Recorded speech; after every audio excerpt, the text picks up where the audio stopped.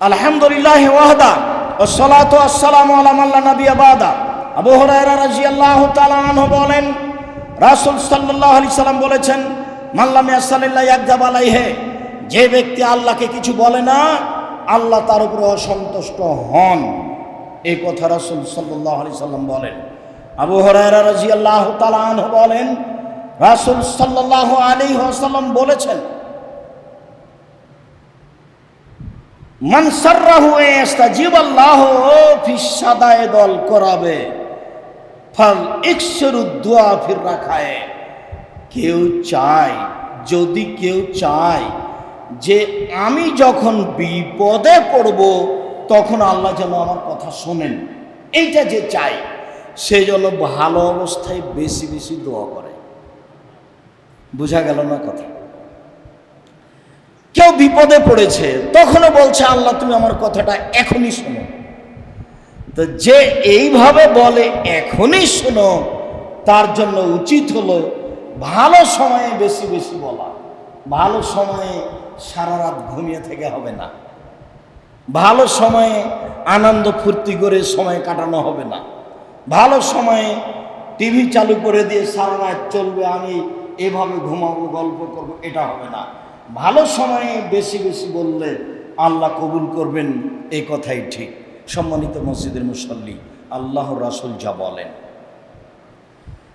আবু হুরায়রা রাদিয়াল্লাহু তাআলা আনহু বলেন, রাসূল সাল্লাল্লাহু আলাইহি ওয়াসাল্লাম বলেছেন, লা ইয়ারুদ্দু দুআ বাইনাল আযান ওয়াল ইকামা, আযান এবং ইকামাতের মাঝে দোয়া ফেরত দেওয়া হয় না। আযানের সাথে সাথে থাকতে হবে, আযান যখন শেষ হবে মুয়াজ্জিনের সাথে সাথে থাকতে হবে, কথা বন্ধ করতে হবে, গল্প বন্ধ করতে হবে। ভাইজান থামেন, আযান হচ্ছে, আযানের উত্তরটা দিন। এই পরিবেশে আসতে হবে, গল্পের মাধ্যমে আযান পার করা যাবে না। রাসূল সাল্লাল্লাহু আলাইহি সাল্লাম বলেন, ভাইজান তাহাইতা ফাসাল তুতা, আযান শেষ হয়ে গেল, এখন বলো, যা বলবে সেটা মেনে নেওয়া হবে। বলো, যা বলবে সেটা মেনে নেওয়া হবে। মুয়াজ্জিন আগে আগে আছেন, আপনি পিছে পিছে আছেন। যখন মুয়াজ্জিনের কথা শেষ হলো আপনারও শেষ হলো, এবার আপনি বলেন, যা বলবেন সেটাই মেনে নেওয়া হবে। এ কথা মুহাম্মদ সাল্লাল্লাহু আলাইহি সাল্লাম বলেন। আবু হুরায়রা রাদিয়াল্লাহু তাআলা আনহু বলেন, রাসূল সাল্লাল্লাহু আলাইহি সাল্লাম বলেছেন, ইন্নাল্লাহা আনজালা ইলা সামাই দুনিয়া হিনা ইয়াবকা সুলুসুল লাইলিল আখিরা, যখন রাতের 3 ভাগের 2 ভাগ পার হয়ে যায় তখন আল্লাহ সপ্তম আকাশ থেকে প্রথম আকাশে নেমে আসেন। আল্লাহ তাআলা বলেন, মায়াদুনি ফাস্তাজিবালাহু, যে আমাকে ডাকে আমি তার ডাকে সাড়া দিব। মায়াসলুনি ফাউতিয়াহু, যে আমার কাছে যা কিছু চায় আমি তাকে তাই দিয়ে দিব। মায়াস্তাগফিরুনি ফাগফিরালাহু, কে আমার কাছে ক্ষমা ভিক্ষা চায় আমি ক্ষমা করে দেব। এ কথা আল্লাহ তাআলা বলেন, হাদিস বুখারী মুসলিম। তাহলে আরেকটা সময় হলো আল্লাহকে চাওয়ার সময় হলো রাত 1টার পরে, রাত 2টার পরে, রাত 3টার পরে, রাতের 3 ভাগের 2 ভাগ পার হওয়ার পরে। আগের হাদিসে বলা হলো আযান ইকামাতের মাঝে, আর অত্র হাদিসে বলা হচ্ছে রাত 1টা 2টা 3টার পরে, রাতের 3 ভাগের 2 ভাগ পার হওয়ার পরে। সম্মানিত মসজিদের মুসল্লি, রাসূল সাল্লাল্লাহু আলাইহি সাল্লাম বলেন, যখন দিন 12টা পার হয়, সূর্য ঢলে যায়, তখন আকাশের দরজা খুলে দেওয়া হয়, যে যা বলে তার কথা মেনে নেওয়া হয়। রাসূল সাল্লাল্লাহু আলাইহি সাল্লাম বলেন, যখন রাত 12টা হয়, রাত 12টার পরে আকাশের সব দরজা খুলে দেওয়া হয়, যে যা বলে তার কথা মেনে নেওয়া হয়। এবার অত্র আলোচনার শেষ কথাটি আরো ভালোভাবে মনে রাখার জন্য অনুরোধ জানাই। সালমান আব্দুল্লাহ ইবনে আব্বাস রাদিয়াল্লাহু তাআলা আনহু বলেন, রাসূল সাল্লাল্লাহু আলাইহি সাল্লাম বলেছেন, মা মিন মুসলিমিন ইয়াবিতু আলা যিকরিল্লাহি তাহিরান, যে কোনো মুসলিম পুরুষ নারী ওযু করে রাতে ঘুমায়। এই কথা মনে রাখতে হবে, যে কোনো পুরুষ নারী ওযু করে রাতে ঘুমায়। ফায়াতার আল্লাহ, তারপর শেষ রাতে উঠে ফায়াসালুল্লাহ ফায়াসালুল্লাহ খায়রান মিন আমরি দুনিয়া ইল্লা আতাহু ইয়াহু। উঠে ইহকাল পরকালের যে কোনো কল্যাণের কথা বলে আল্লাহ সেটাই মেনে নেন, মেনেই নেন। তাহলে শোয়ার পদ্ধতি, অজু করে শুইতে হবে। রাতের 3 ভাগের 2 ভাগ পার হওয়ার পরে উঠে সালাত আদায়, 2 রাকাত সালাত আদায় করে আল্লাহকে বলতে হবে আমার এই কথা তুমি শোনো। তাহলে শুনবেনি, অবশ্যই শুনবেন। এই কথা রাসূল সাল্লাল্লাহু আলাইহি ওয়াসাল্লাম বলছেন, আল্লাহ রাসূল বলছেন অবশ্যই শুনবেন। তাহলে বলার পদ্ধতিতে চলে আসলো রাতে ঘুমানোর সময় ওযু করে ঘুমাতে হবে। আরো পদ্ধতিতে চলে আসলো যে রাতের 3 ভাগের 2 ভাগ পার হওয়ার পরে উঠে বিষয়টি আল্লাহর কাছে পেশ করতে হবে। আরো আসলো যে কল্যাণমূলক কথা বলতে হবে। কারো জন্য ধ্বংসের জন্য দোয়া করছেন, আল্লাহকে মেরে দাও, এটা নাও হতে পারে। মিন খায়ের দুনিয়া আল আখিরা, ইহকালের কল্যাণ পরকালের কল্যাণ, ইহকালের কল্যাণ পরকালের কল্যাণ, প্রয়োজনীয় ইহকালের পরকালের সে চাইবে তখন আল্লাহ তাকে দিবেন। এই কথা মুহাম্মদ সাল্লাল্লাহু আলাইহি সাল্লাম বলেন। মুআয ইবনে জাবাল রাদিয়াল্লাহু তাআলা বলেন রাসূল সাল্লাল্লাহু আলাইহি সাল্লাম বলেছেন লাইসা বিসাইনা আনজা মিন আজাবিল্লাহ মিন যিকরিল্লাহ। আল্লাহর কাছে চাওয়াতে জাহান্নাম থেকে যত বাঁচা যায় আর কোনো ইবাদত করে তত বাঁচা যায় না। আল্লাহকে বলতে হবে তুমি আমাকে জাহান্নাম থেকে বাঁচাও, আল্লাহুম্মা আজরিনি মিনান নার, আল্লাহুম্মা আজরিনি মিনান নার, আল্লাহুম্মা আজরিনি মিনান নার। আল্লাহ তুমি আমাকে জাহান্নাম থেকে বাঁচাও, আল্লাহ তুমি আমাকে জাহান্নাম থেকে বাঁচাও, আল্লাহ তুমি আমাকে জাহান্নাম থেকে বাঁচাও। তখন জাহান্নাম পাল্টা আবার আল্লাহকে বলে আল্লাহ ও যখন আমার থেকে বাঁচতেই চাচ্ছে তাহলে তুমি দয়া করে তাকে আমার থেকে বাঁচিয়ে দাও। আপনি বললেন একটা, এবার ফেরেশতা বলছেন, জাহান্নামও বলছে যে আল্লাহ তুমি তাকে জাহান্নাম থেকে বাঁচিয়ে দাও।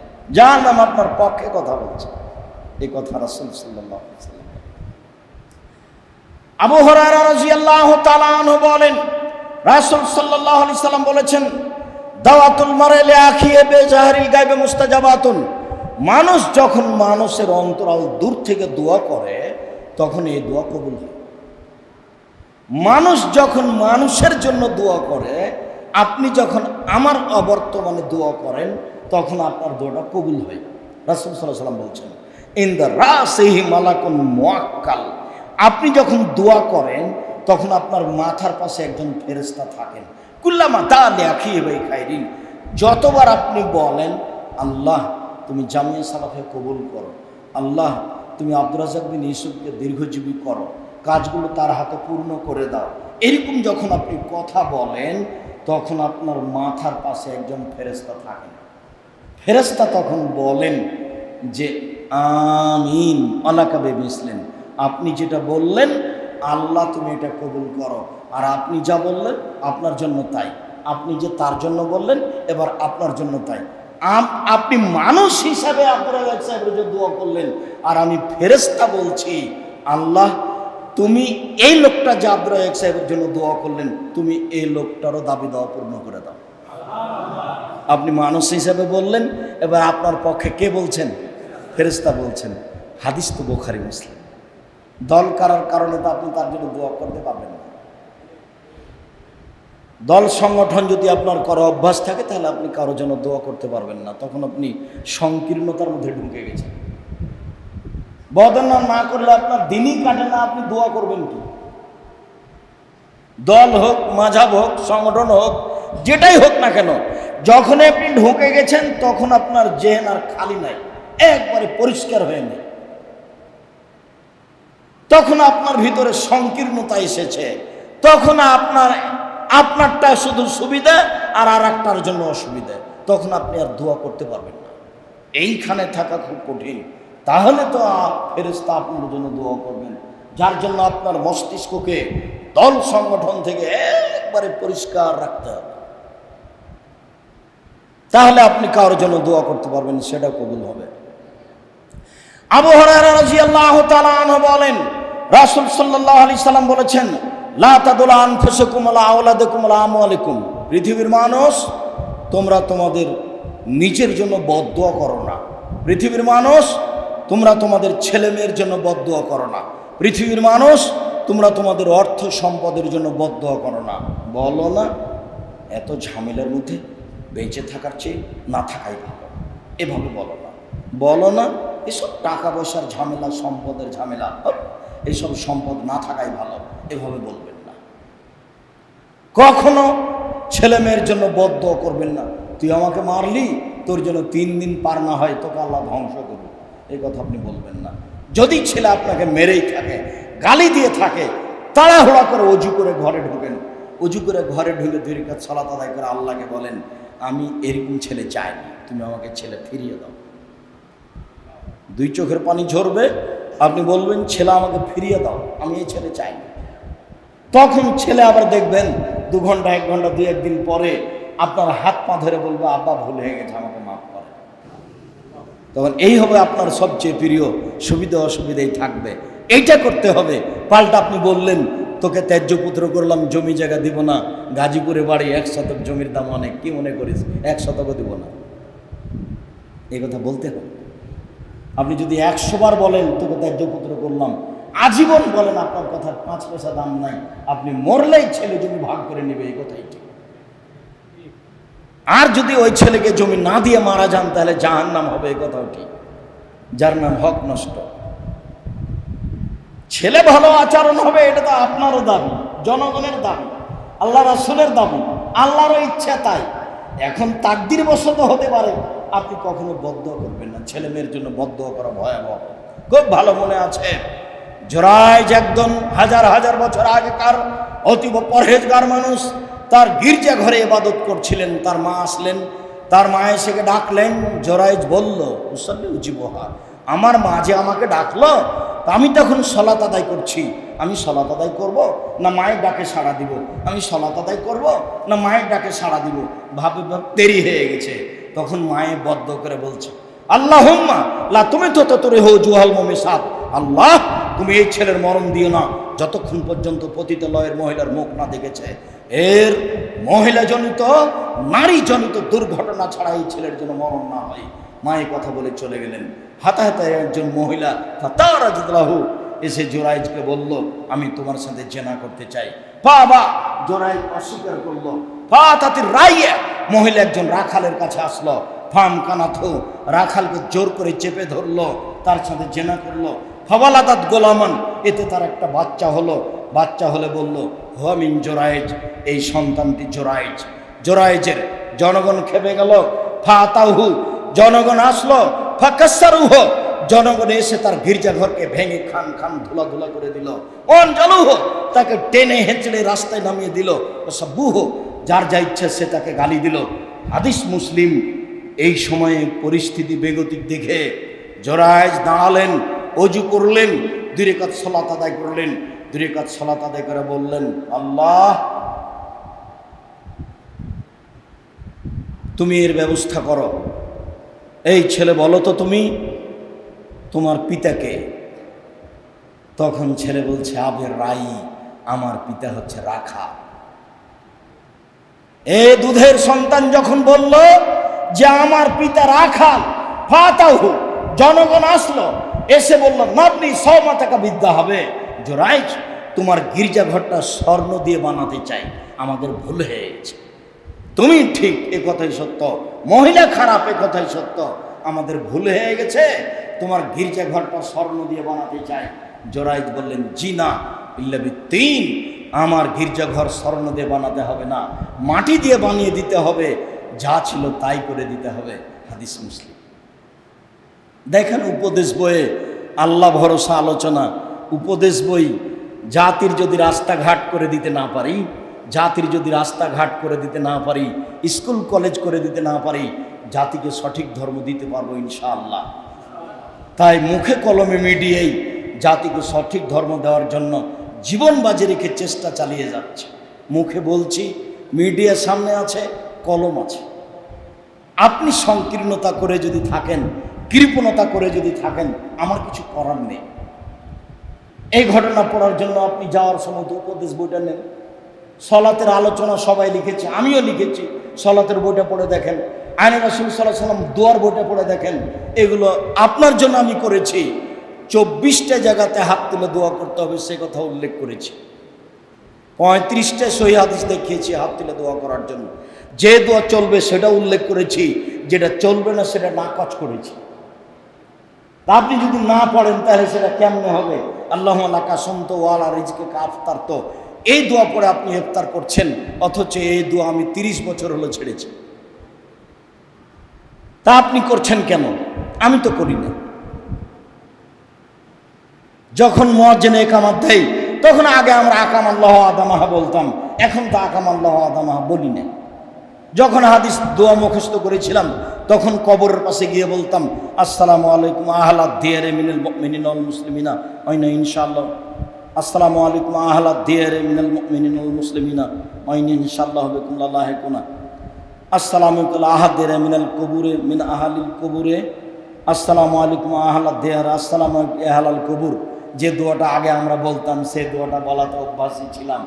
যখন দেখলাম এই দোয়া চলে না তখন এই দোয়া মুখস্থ করেছি, আসসালামু আলাইকুম আহলাদ দিয়ারে মিনাল মুমিনিনা ওয়াল মুসলিমিনা ওয়াইনা ইনশাআল্লাহ বিকুম লালাহিকুনা নাসআলুল্লাহ লানা ওয়া লাকুম আল আফিয়া। এই দোয়া পড়ি, ওই দোয়া তখন পড়ি না।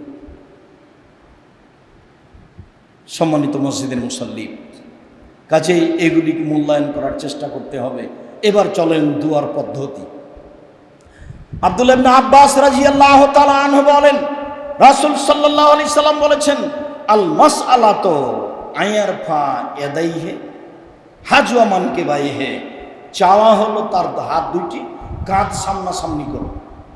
যারা দেখতে পাচ্ছেন পাচ্ছেন, যারা দেখতে পাচ্ছেন না হাত দুটি কাঁধ সামনাসামনি করবে। হাত জমা থাকবে না ফাঁকা থাকবে এই কথা রাসূল সাল্লাল্লাহু আলাইহি সাল্লাম বলেননি, তবে হাত কাঁধ সামনাসামনি থাকবে।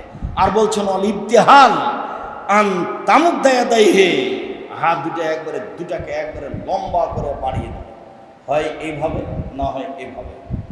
তবে অন্য হাদিসে যখন বলা হয়েছে যে হাত এমনভাবে উঠালেন যে বগলের শুভ্রতা দেখা গেল, তাহলে বগলের শুভ্রতা দেখা গেলে হাত উপর দিকে করতে হবে, নাহলে বগলের শুভ্রতা দেখা যাবে না। যদি এইভাবে করি তাহলে বগল ঢাকায় থাকলো, যদি এইভাবে করি তাহলে বগল দেখা গেল। এটাও বুখারী মুসলিমের হাদিস। এই দুই হাদিসের সমন্বয়ে হাত এইভাবে উঠবে, মিলিয়ে রাখেন আর খোলা রাখেন, তাতে আসে যায় না। সালমান রাদিয়াল্লাহু তাআলা আনহু বলেন, রাসূল সাল্লাল্লাহু আলাইহি সাল্লাম বলেছেন, ইন্না রাব্বাকুম হাইয়ুন কারীবুন ইস্তাহি মিন আবদিহি, তোমাদের প্রতিপালক লজ্জাশীল, তার বান্দার ব্যাপারে লজ্জা করে। এজা রাফা ইয়াদাইহি ইলাইহা ইয়ারুদ্দুহা সিফরান, হাত দুটো যখন উঠায় তখন খালি হাত ফিরে দিতে আল্লাহ লজ্জা করে না। তুমি যখন হাত উঠিয়ে আমাকে বলছো আমি তোমার কথা মেনে নিলাম। তাহলে ইবাদতের জগতে একটা গুরুত্বপূর্ণ ইবাদত হাত তুলে আল্লাহকে বলা। এই কথার অর্থ এই নয় যে নামাজের পরে সবাই মিলে হাত তুলে দোয়া করব, তখন এটা বেদাত হয়ে যাবে। এই কথার অর্থ এই নয় জানাজার পরে সবাই মিলে হাত তুলে দোয়া করব, তখন এটা বেদাত হয়ে যাবে। এ কথার অর্থ এই নয় যে ঈদের মাঠে গিয়ে সবাই মিলে হাত তুলে দোয়া করব, তখন এটা বেদাত হয়ে যাবে। এ কথার অর্থ এই নয় জালসা সমিতি বিবাহের বৈঠক শেষ করে হাত তুলে সবাই মিলে দোয়া করব, তখন এর বেদাত হয়ে যাবে। সবাই মিলে দোয়া করব পানি চাইতে গিয়ে উল্টা হাতে, তখন সবাই মিলে। আর যখন জুমা মসজিদে পানি চাওয়ার জন্য দোয়া করব, তখন সবাই মিলে সোজা হাতে। জুমা মসজিদে খুতবা চলাকালীন পানি চাওয়ার জন্য দোয়া করলে সোজা হাতে সবাই মিলে। আর মাঠে গিয়ে যদি পানি চাওয়ার জন্য দোয়া করি সবাই মিলে, তখন উল্টা হাতে। এছাড়া সব সময় দোয়া হলো ব্যক্তিগত ব্যাপার। অনেক হাদিস, 36টা হাদিস শুধু সূত্র অনুযায়ী বুখারী মুসলিমে আছে হাত তুলে দোয়া করার। কিভাবে দোয়া করলে আল্লাহ কবুল করবেন? বুরায়দা রাদিয়াল্লাহু তাআলা আনহু বলেন, সামিয়া রাসূলুল্লাহ সাল্লাল্লাহু আলাইহি ওয়াসাল্লাম রাজুলান ইয়াকুল, আল্লাহর নবী একটা লোককে দোয়া করতে শুনলেন। লোকটা বললেন, আল্লাহুম্মা ইনিস আলকা বিআন্নাকা আনতাল্লাহ লা ইলাহা ইল্লা আনতাল আহাদুস সামাদুল্লাযী লাম ইয়ালিদ ওয়া লাম ইউলাদ ওয়া লাম ইয়াকুল লাহু কুফুয়ান আহাদ।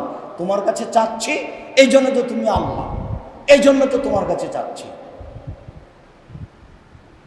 তুমি ছাড়া কোনো মাবুদ নেই, তুমি কাউকে জন্ম দাওনি, তুমি কারো থেকে জন্ম নেও, তোমার সমকক্ষ কেউ নেই, এই জন্যই তোমার কাছে চাচ্ছি। এই দোয়াটা যখন লোকটা করলো তখন রাসূল সাল্লাল্লাহু আলাইহি ওয়াসাল্লাম বললেন, দা বে ইসমিল আজম। লোকটা ইসমে আজম দিয়ে দোয়া করেছে। এই যা দয়া বেহি আজাবা, এই দিয়ে দোয়া করলে কবুল করেন। ওই যা সইলা বেহি আতা, এই দিয়ে চাওয়া হলে দিয়ে দেন। এই দিয়ে দোয়া করলে কবুল করে নেন, এই দিয়ে চাওয়া হলে দিয়ে দেন। এই দিয়ে দোয়া করলে কবুল করে নেন, এই দিয়ে চাওয়া হলে দিয়ে দেন। তার নাম ইসমে আজম। সাদ রাদিয়াল্লাহু তাআলা আনহু বলেন, রাসূল সাল্লাল্লাহু আলাইহি সাল্লাম বলেছেন, দাওয়াত জিন্নুনে বেবাতনিল হুতে বেকলে লা ইলাহা ইল্লা আনতা সুবহানাকা ইন্নী কুনতু মিনাজ জালিমিন। কেউ যদি মাছ চলার দোয়া করে যখন তিনি করেছিলেন মাছের পেটে, কেউ যদি মাছ চলার দোয়া করে যখন তিনি করেছিলেন মাছের পেটে, কেউ যদি মাছ চলার দোয়া করে যখন তিনি করেছিলেন মাছের পেটে, তাহলে লামা ইয়াদু বিহা রাজুলুন মুসলিম ইল্লা ইস্তাজাবাল্লাহু লাহু ফি শাইইন।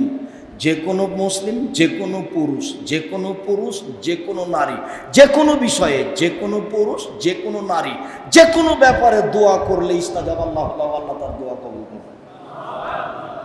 তাহলে ইসমে আজম হলো দুইটা, একটা হলো দোয়া ইউনুস লা ইলাহা ইল্লা আনতা সুবহানাকা ইন্নী কুনতু মিনাজ জালিমিন, আর একটা হলো লা আল্লাহুম্মা ইন্নী আসআলুকা বিআন্নাকা আনতাল্লাহ লা ইলাহা ইল্লা আনতাল আহাদুস সামাদুল্লাযী লাম ইয়ালিদ ওয়া লাম ইউলাদ ওয়া লাম ইয়াকুল লাহু কুফুয়ান আহাদ। আর আরেকটা হলো পানি চাওয়ার জন্য তিনি বলেছিলেন আলহামদুলিল্লাহি রাব্বিল আলামিন আর রহমানির রহিম মালিকি ইয়াউমিদ্দিন। এই তিনটে আয়াত পড়ার পরে তিনি নিজের কথা বলতে লাগলেন। তাহলে ইসমে আজম হলো আজকের আলোচনায় তিনটে। এক, আল্লাহুম্মা ইন্নী আসআলুকা বিআন্নাকা আনতাল্লাহ লা ইলাহা ইল্লা আনতাল আহাদুস সামাদুল্লাযী লাম ইয়ালিদ ওয়া লাম ইউলাদ ওয়া লাম ইয়াকুল লাহু কুফুয়ান আহাদ। দুই, লা ইলাহা ইল্লা আনতা সুবহানাকা ইন্নী কুনতু মিনাজ জালিমিন। তিন, আলহামদুলিল্লাহি রাব্বিল আলামিন আর রহমানির রহিম মালিকি ইয়াউমিদ্দিন। এ হলো ইসমে আজমের পালা। এরপরে উমর ইবনুল খাত্তাব রাদিয়াল্লাহু তাআলা আনহু বলেন, রাসূল সাল্লাল্লাহু আলাইহি ওয়াসাল্লাম বলেছেন, ইন্না দুআ মাওকুফুন বাইনা সামাই ওয়াল আরজি হাত্তা তুসাল্লাল নবিয়্যিকা।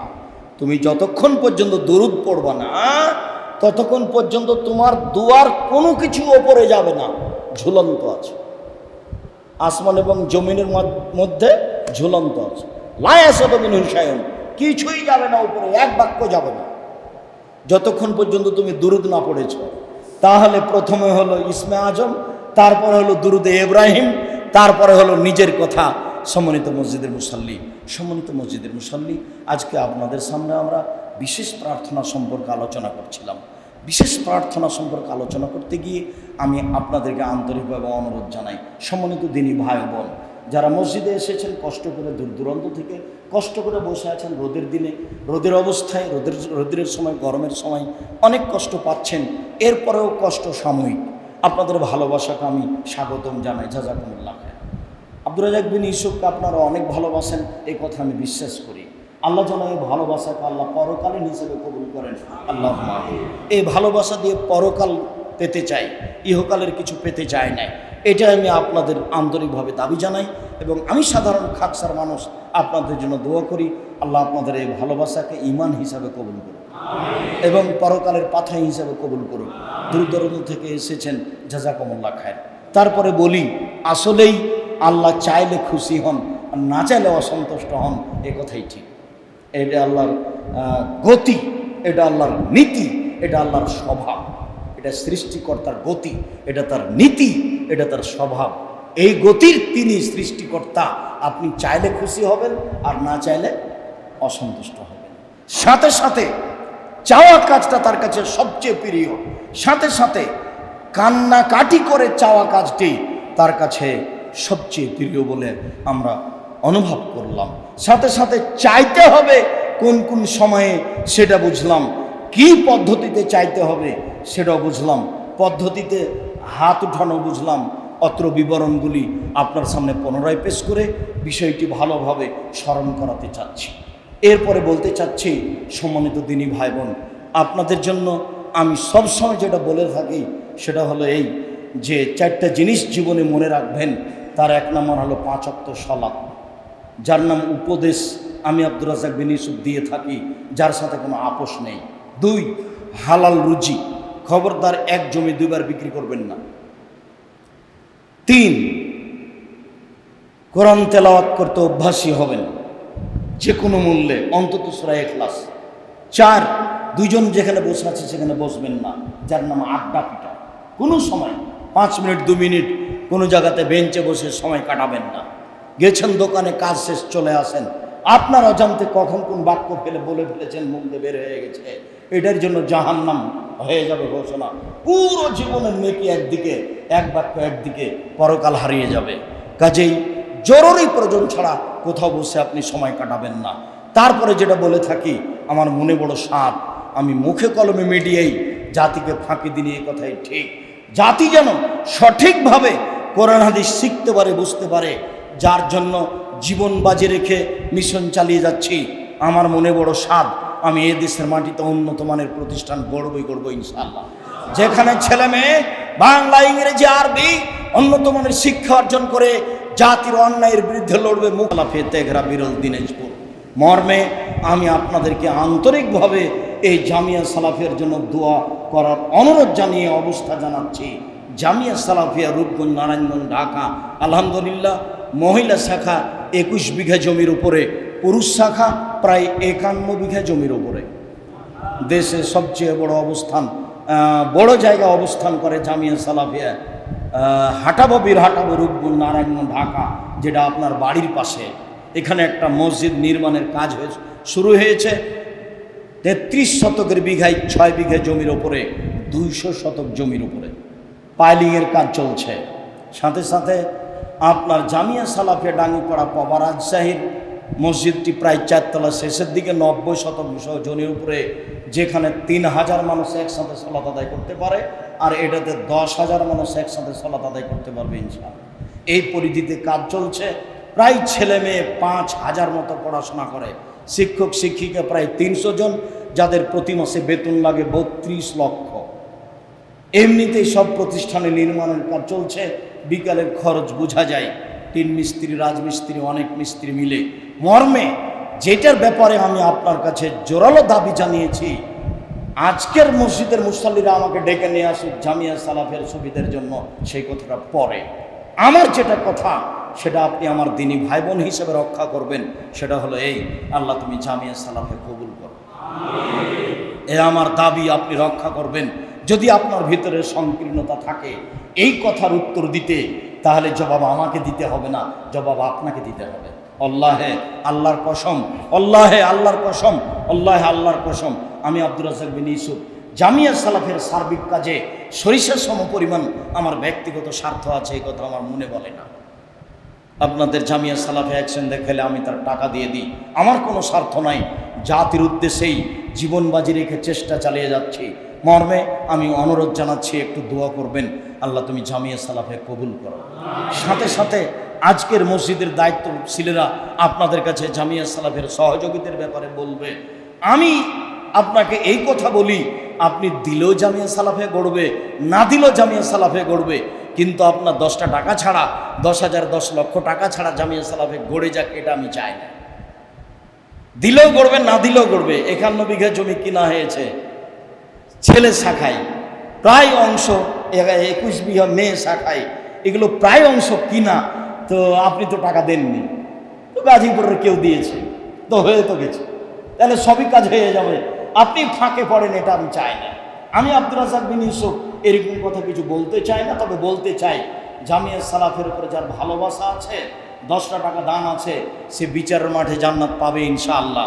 আমার দৃঢ়তা কাজ করে, পতিতালয়ের মহিলা যদি কুকুরকে পানি পান করে জান্নাত পেতে পারে, পতিতালয়ের মহিলা যদি কুকুরকে পানি পান করে জান্নাত পেতে পারে, এই সঠিক আকীদার প্রতিষ্ঠান, শিরক মুক্ত প্রতিষ্ঠান জামিয়া সালাফিয়া, বিদআত মুক্ত প্রতিষ্ঠান জামিয়া সালাফিয়া, দল মুক্ত প্রতিষ্ঠান জামিয়া সালাফিয়া, সংগঠন মুক্ত প্রতিষ্ঠান জামিয়া সালাফিয়া, হিংসা মুক্ত প্রতিষ্ঠান জামিয়া সালাফিয়া, দেশের ব্যতিক্রম ভিন্ন ধরনের প্রতিষ্ঠান জামিয়া সালাফিয়া, যেখানে দেশ বিদেশের অনেক শিক্ষক 300 জন শিক্ষক শিক্ষিকা, বিদেশি শিক্ষক অনেক আছে যাদের পিছনে প্রায় লক্ষ টাকা মাসে খরচ হয়, যাদের খাওয়া দাওয়া ভিন্ন। কিভাবে হয় সেটা আমি নিজেও বুঝি না। মর্মে আমি মনে করি অত্র জামিয়া সালাফিকে 10 টাকা খরচ করলে সে জান্নাত পাবে ইনশাআল্লাহ।